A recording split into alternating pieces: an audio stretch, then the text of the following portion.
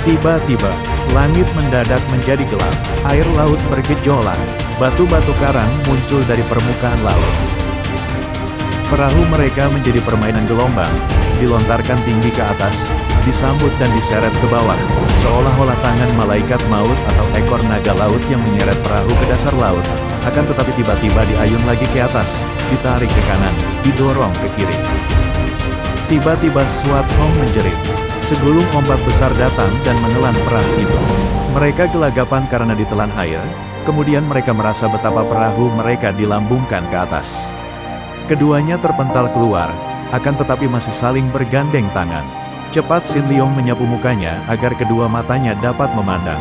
Ternyata perahu mereka telah dilontarkan ke sebuah pulau kecil yang penuh batu karang. Sebuah pulau yang menjulang tinggi akan tetapi hanya kecil sekali. Merupakan sebuah batu karang besar yang menonjol tinggi.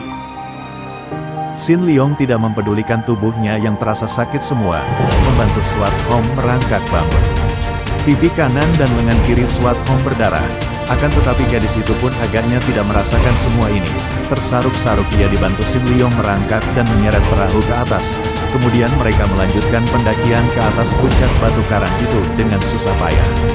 Akhirnya mereka tiba di puncak batu karang dan apa yang tampak oleh mereka dari tempat tinggi ini benar-benar menggetarkan jantung. Air di sekeliling mereka, air yang menggila, bergerak berputaran, gelombang yang dahsyat menggunung, suara yang gemuruh seolah-olah semua iblis dari neraka bangkit. Batu karang besar, atau lebih tepat disebut pulau kecil dari batu itu tergetar-getar, seolah-olah menggigil ketakutan menghadapi kedahsyatan badai yang mengamuk. Tidak tampak apa-apa pula selain air dan kegelapan. Kadang-kadang diseling cahaya menyambar dari atas, seperti lidah api seekor naga yang bernyala-nyala. Akhirnya badai mereda, badai yang ditimbulkan oleh ledakan gunung berapi di bawah laut. Kegelapan mulai menipis, akhirnya tampak kabut putih bergerak perlahan meninggalkan tempat itu. Air mulai tenang dan menurun, akhirnya tampaklah sinar matahari disusul oleh bola api itu sendiri setelah kabut terusir pergi. Tampaklah lautan luas terbentang di bawah dan baru sekarang ternyata oleh dua orang muda itu bahwa mereka duduk di puncak batu karang yang amat tinggi. Swat Hong mengeluh, baru terasa betapa penat tubuhnya, betapa luka-luka kecil dari kulitnya yang lecet-lecet, dan betapa haus dan lapar leher dan perut. Khawatir keadaan pulau es dan ayahnya, Swat Hong mengajak Sin Leong segera turun. Untung perahu mereka tidak pecah, dan mereka bergegas mendayung dengan tangan menuju pulau es. Dari jauh kelihatannya tidak terjadi perubahan di pulau itu. Setelah agak dekat, mereka melihat pula puncak atap istana di pulau es, maka legalah hati mereka. Hati Sin Leong mulai berdebar tegang ketika perahunya sudah menempel di pulau es. Keadaannya begitu sunyi dan mati, tidak kelihatan seorang pun di pantai, bahkan tidak tampak sebuah perahu pun. Dan bukit-bukit es tidak seperti biasanya, kacau balau tidak karuan dan berubah bentuknya. Dengan hati tidak enak kedua orang muda itu berlari-lari ke tengah pulau. Makin ke tengah, makin pucat wajah mereka, tidak ada seorang pun kelihatan. Dan juga pondok-pondok yang biasanya terdapat di sana-sini, sekarang habis sama sekali. Tidak ada sebuah pun pondok yang tampak, semua telah tersapu bersih dari pulau itu oleh badai. Ayo ke istana, Sin Leong yang berkata dengan suara bergetar lalu menyambar lengan Swat Hong dan diajaknya darah itu lari ke dalam istana. Beberapa kali terdengar Swat Hong mengeluarkan seruan tertahan, dan Sin Leong juga kaget bukan main. Mereka seperti memasuki sebuah kuburan, sunyi, kosong, dan tidak ada bekas-bekasnya tempat itu didiami manusia. Habis sama sekali, baik perabot-perabotan istana maupun manusia-manusianya. Tidak tertinggal sepotong pun benda atau seorang pun manusia. Habis semua, kemanapun mereka lari dan berteriak-teriak memanggil, yang terdengar hanya gema suara mereka sendiri. Sin Leong, lihat ini. Tiba-tiba Swat Hong berkata sambil menunjuk ke dinding. Sin Leong cepat menghampiri dan keduanya mengenal goresan tangan Han Ti Ong yang agaknya menggunakan jari tangan yang penuh tenaga dalam untuk menulis di dinding batu itu. Sin Leong dan Swat Hong, maafkan aku. Tuhan telah menghukum aku dan membasmi pulau es.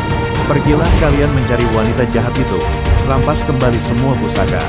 Dan Bu Ong bukanlah putraku, dia keturunan Kai Ong. Xin Liong lalu menceritakan semuanya siapa Tech Wat Lin. Sesaat kemudian Swat Hong menimpali. Yang berbuat jahat kepadanya adalah Raja Pengemis itu, mengapa dia membalasnya kepada ibu? Dan dia telah menghancurkan penghidupan ayah. Betapapun juga, aku harus mencarinya dan membalaskan sakit hati ibu dan ayah. Beberapa hari kemudian, setelah tidak ada seorang pun di antara penghuni Pulau Es yang selamat dan kembali ke pulau itu, mereka meninggalkan Pulau Es menuju ke selatan menggunakan perahu kecil. Tujuannya untuk mencari Liu Bi, ibu Swat Hong. Beberapa hari kemudian, setelah merasa mencari dengan sia-sia, mereka sepakat untuk kembali ke utara, mencari di Pulau Neraka, lalu bertanya pada penduduk Pulau Neraka, siapa tahu ada yang melihat Liu Bi. Dan mereka lalu mendayung perahu dengan cepat menuju ke Pulau Neraka. Akan tetapi, setelah mereka tiba di daerah Pulau Neraka, mereka menjadi bingung dan pangling karena di daerah itu telah terjadi perubahan. Mungkin karena akibat badai yang mengamuk, di sekitar situ telah muncul gunung-gunung es yang amat besar sehingga Pulau Neraka yang biasanya tampak dari jauh sebagai raksasa yang tidur itu kini tidak kelihatan lagi. Karena semua jurusan terhalang pandangannya oleh gunung-gunung es. Mereka mendayung perahu berputar namun tidak dapat keluar dari kurungan gunung-gunung es itu. Lalu perahu itu menempel pada sebuah bukit es yang tinggi dan Xin Liong meloncat ke daratan es. Kemudian dia menggunakan ilmunya berlari cepat, mendaki gunung es itu untuk melihat dan mengenali daerah itu dari atas puncaknya yang tinggi. Tiba-tiba terdengar suara gerengan keras sekali yang mengguncangkan seluruh gunung es itu. Xin Liong terkejut dan dengan cepat dia menoleh untuk melihat apa yang mengeluarkan suara seperti itu. Dari jauh tampak olehnya seekor beruang besar sedang menggerakkan kedua kaki depannya ke arah burung-burung yang menyambar-nyambar di atasnya. Lalu Xin Liong melempari burung-burung itu dengan salju sehingga mereka meninggalkan beruang itu.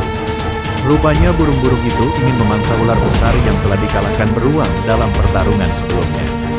Dengan beberapa loncatan saja, Xin Liong sudah tiba di depan beruang itu. Beruang besar itu menyeringai dan mengerang, memperlihatkan gigi bertaring yang amat runcing kuat dan lidah yang merah. Matanya terbelalak penuh kecurigaan dan kemarahan kepada Xin Liong. "Tenanglah, aku datang untuk menolongmu," kata Xin Liong sambil maju lebih dekat. Ternyata kaki beruang itu tertusuk tulang ular yang dikalahkannya. Xin Liong segera mencabut tulang itu. Darah mengucur deras dan dia segera membalut dengan sapu tangannya. Beruang itu kini tidak marah lagi. Agaknya dia cerdik dan dapat mengerti bahwa orang yang datang ini bukan musuh, bahkan menolongnya. Tiba-tiba Swat Hong datang. Dia mengajak Xin Liong segera bergegas meninggalkan beruang itu untuk melanjutkan mencari ibunya. Tiba-tiba Xin Liong berteriak melihat beruang itu menggereng-gereng dan menarik-narik tangannya, seolah-olah hendak mengajak Xin Liong pergi dari situ. Beruang itu makin keras menggereng dan makin kuat menariknya. "Awas, Swat Hong. Mari pergi."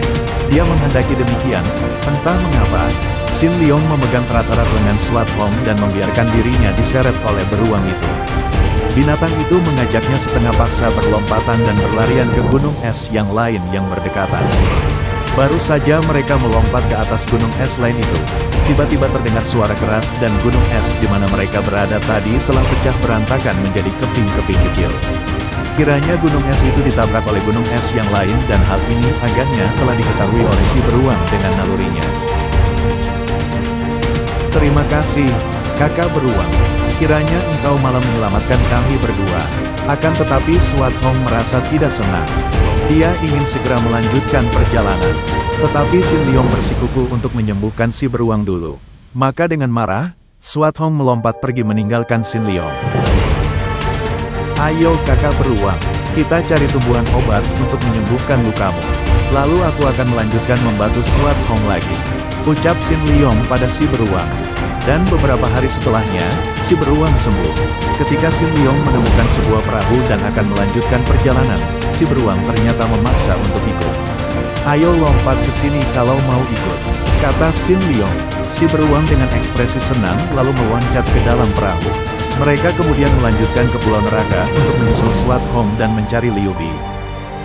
Di Pulau Neraka tampak sebuah kapal bajak laut sedang bersandar. Mereka juga terkena badai dahsyat yang menelan korban hampir separuh awak kapal dan bersandar untuk mencari perbekalan. Bajak laut tersebut dipimpin oleh Koan Sek, yang berjuluk naga laut bermata satu. Tetapi mereka tidak mengira di pulau itu ada penghuninya. Akibatnya terjadilah pertempuran hebat antara penghuni Pulau Neraka dan sisa awak kapal bajak laut. Karena sebelumnya Pulau Neraka habis diobrak-abrik oleh Hanti Ong dan badai dahsyat, sehingga penghuni Pulau Neraka kewalahan melawan para bajak laut. Apalagi Koan Sek dibantu adiknya Koa Liokbu, yang ilmu silatnya lumayan. Tiba-tiba sinar pedang berkelebat. Rupanya Soan Chu keluar langsung menyambar-nyambarkan pedangnya membabi buta. Hingga para bajak laut mundur kecuali Koan Sek dan Koa Liokbu. Mereka dengan licik menyerang menggunakan senjata rahasia duri ikan beracun, yang akhirnya melumpuhkan Soan Chu. Suara auman terdengar begitu keras, membuat Koan Sek dan Koa Liokbu yang tadinya hendak menangkap Soan Chu mundur ke belakang. Mereka ngeri sekaligus kagum melihat beruang besar sedang marah dan di sebelahnya berdiri seorang pemuda tampan, yang segera membawa Soan Chu dan dipanggul di pundak si beruang. Tiba-tiba suara lengkingan keras terdengar. Seketika semua hewan beracun menyerang siapa saja yang berada di situ. Sin Liong segera menyuruh mundur si beruang. Dan penghuni Pulau Neraka pun segera mundur. Sedangkan para bajak laut yang tidak tahu apa-apa, semua menjadi korban keganasan binatang-binatang beracun tersebut. Suara lengkingan kedua terdengar setelah semua bajak laut berhenti mengerang kesakitan karena mereka sudah mati. Seketika binatang-binatang beracun itu pergi meninggalkan mayat-mayat para bajak laut. Lalu muncullah Aokong Ek, pemajikan Pulau Neraka sekaligus kakek Soan Chu, yang meski belum sembuh lukanya akibat kekalahan dari Hanti Ong, dia masih bisa mengerahkan tenaga dalam terakhirnya untuk mengusir para bajak laut. Koan Sek yang ternyata selamat dari binatang-binatang beracun berulah, karena dia tahu bahwa Soan Chu yang terkena racun duri ikan adalah cucu pemimpin Pulau Neraka. Tetapi karena naluri hewan, si beruang segera menyerang Koan Sek, yang bila tidak dihentikan oleh Sin Liong, beruang itu akan menghabisinya. Akhirnya Koan Sek bersedia memberi penawar racun dengan imbalan, dia bisa meninggalkan Pulau Neraka dengan selamat. Sekali lagi Sin Liong menyelamatkan Pulau Neraka, maka tanpa sungkan Aokong Ek memanggilnya pendekar baik hati. Bahkan dia memohon untuk membawa Soan Chu keluar dari Pulau Neraka untuk menambah pengalaman hidup. Dan akhirnya mereka berdua pergi meninggalkan Pulau Neraka. Soan Chu, mengapa kau menangis? Kalau kau tidak tega meninggalkan kakekmu, masih belum terlambat untuk kembali. Kata Sin Liong yang sebetulnya merasa tidak enak sekali memikul kewajiban ini. Biarpun dia tidak terikat sesuatu, namun sedikit banyak dia dibebani keselamatan darah ini. Dan kalau darah ini wataknya seaneh Swat Hong, dia tentu akan menjadi lebih pusing lagi. Ah, tidak, Sin Liong. Aku hanya merasa perih hatiku meninggalkan tempat yang sejak kulahir menjadi tempat tinggalku itu. Orang sedunia boleh menyebutnya Pulau Neraka, akan tetapi setelah aku berangkat meninggalkan pulau itu, terasa olehku bahwa di situ adalah surga. Sementara itu, tepat di lereng pegunungan Hesan, di markas perkumpulan pengemis bertangan 8, Pat Jiu Kai Ong menerima tamu. Dia adalah Lu San Lojin, seorang tabib yang dulu pernah menyembuhkan Pat Jiu Kai Ong. Dan kedua anaknya, yang laki-laki berusia 16 dan yang perempuan 15 tahun. Mereka lalu dipersilahkan masuk. Berbeda 180 derajat. Di luar hanya tampak pagar bambu tinggi, tetapi di dalamnya sangat megah. Seperti sebuah istana. Ketika Lu San Lojin menceritakan bahwa tujuannya ke sini untuk mencari Titop atau si racun bumi, yaitu masalah perjodohan, tiba-tiba 3 orang pengawal Pat Jiu Kai Ong masuk sambil berlari dengan wajah ketakutan. Mereka lalu menceritakan, ketika mereka sedang memandikan ayam jago kesayangan Pat Jiu Kai Ong, tiba-tiba ayam jago itu menggelepar di dalam kedua tangannya, darah muncrat dan ayam itu mati. Dadanya ditembus sehelai benda lembut yang kemudian ternyata adalah sebatang daun. Di tangkai daun itu terdapat sehelai kain yang ada tulisannya. Hampir saja marah, tetapi Pat Jiu Kai Ong ditahan Lu San Lojin. Lalu dia merebut daun itu dan akan membacanya. Tapi dia lupa bahwa dia buta huruf. Maka dengan raut malu sambil menjaga wibawa, Pat Jiu Kai Ong meminta Lu San Lojin untuk membacakan. Malam ini, semua makhluk hidup yang tinggal di rumah Pat Jiu Kai Ong dari binatang sampai manusia, akan kubasmi habis. Ratu Pulau Es,